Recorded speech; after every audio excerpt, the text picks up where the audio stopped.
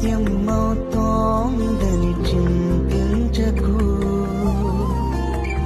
నూరంతల దీవెన నీకై సిద్ధపరచబడెను.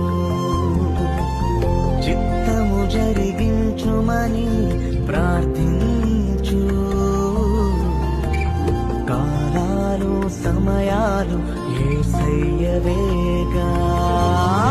కరలన్నీ తీర్చును, ధైర్యముగా నిలుచును, తగిన కాలమందు విడువక నిన్నే హెచ్చించును.